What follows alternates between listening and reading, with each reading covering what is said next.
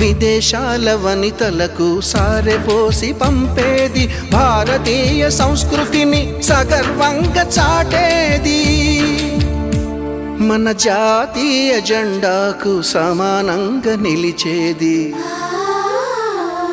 చీరలోని గొప్పతనం తెలుసుకో,